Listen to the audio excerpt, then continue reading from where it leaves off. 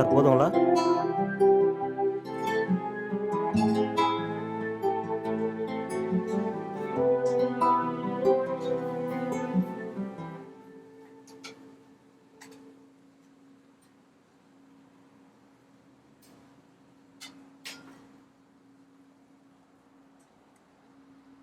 Sir போதுங்களா?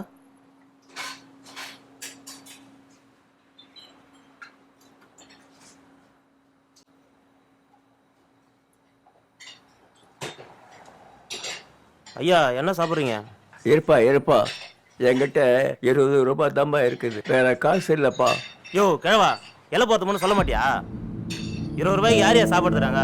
ஏஞ்சி போயா. காசு இல்லாமல் நீலாம் எதுக்கே ஹோட்டலுக்கு வர? ஏதாவது கடைசியாக மிச்சம் இந்த தரோம் போ. ஐயா ஐயா ஐயா, என்னய்யா, என்ன பிரச்சனை? காசு இல்லாமல் வந்துட்டான் அந்த கிழவன். அதுக்கு சாப்பிட இலையில உட்காந்து ஒரு எழுப்பியோ நீ? போடா போ. ஐயா உட்காருங்க ஐயா.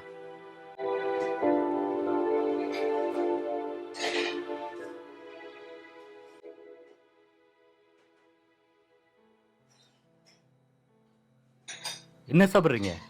தம்பி, சாப்பாடு என்ன வேலைப்பா? சாப்பாடு 100 ரூபாங்க ஐயா. அந்த அளவுக்கு இல்லப்பா, என்கிட்ட 20 ரூபாய் தான்பா இருக்குது. சரி அதை வச்சு பரவாயில்ல, கொடுப்பா. வச்சுக்கங்க, நான் சாப்பாடு கொடுக்க சொல்றேன், சாப்பிடுங்க. ஆ, ஆ, ஏம்பா சரிப்பா. சாப்பாடு எடுத்துருவாப்பா.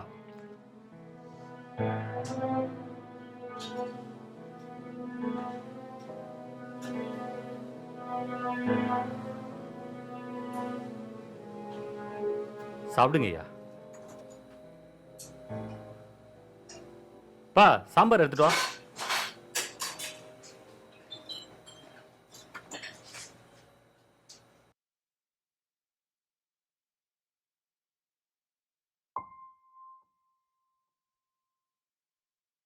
ஏன் ஐயா அழுவுறீங்க?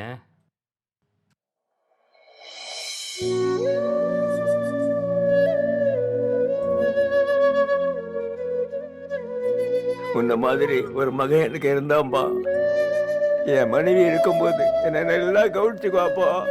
என் மனைவி போன பின்பு எனக்கு சோறு படாது என்னப்பா. நான் இருக்கிறது பிடிக்காம என் மேல திருட்டு பட்டம் கட்டினாங்கப்பா. அதனால நானே வீட்டு விட்டு வெளியே வந்துட்டேன்ப்பா. ஐயா அதுக்கே நீங்க கண் கலங்குறீங்க. எப்போ வேணா வாங்க ஐயா, எப்போ வேணா சாப்பிடுங்க, என்ன உங்க பையன் மாதிரி நினைச்சுக்கங்க. சாப்பிடுங்க ஐயா, சாப்பிடுங்க. சரிப்பா சரிப்பா.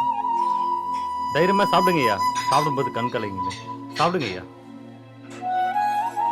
ஆ, ஆ, சரிப்பா.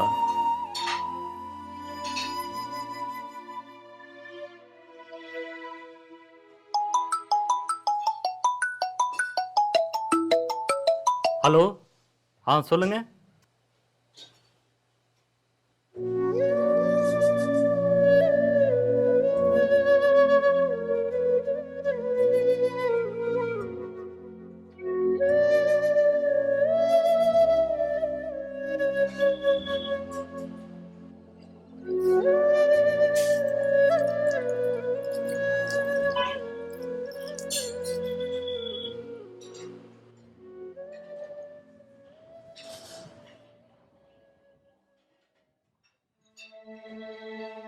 இத வாங்கிக்கப்பா.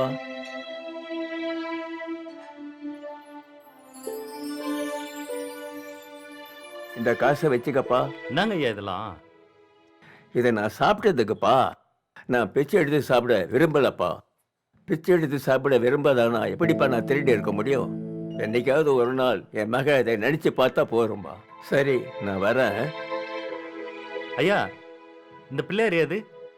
இதை நானே செஞ்சது இருக்கக்கட்டையில். அப்படியா? ஆமா இன்னொன்னு இருக்கா? இருக்குப்பா. என்ன விலை? 80 ரூபாப்பா. ஒன்னு கொடுங்க.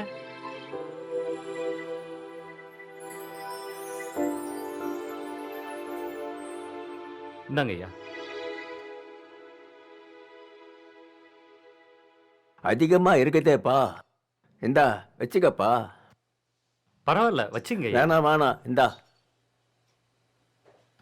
சரி நல்லா இருக்கணும்பா. நன்றிப்பா.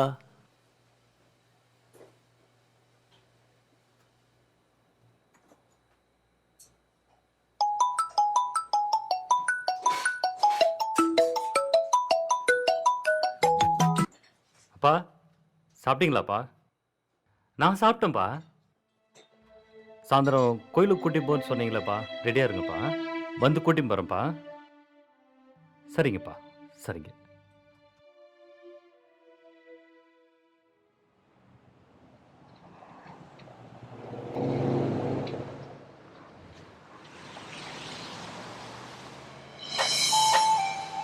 வீட்டில் உள்ள பெரியவர்கள் உடல்தான் முதிர்ந்து தளர்ந்திருக்கும், உள்ளம் இல்லை.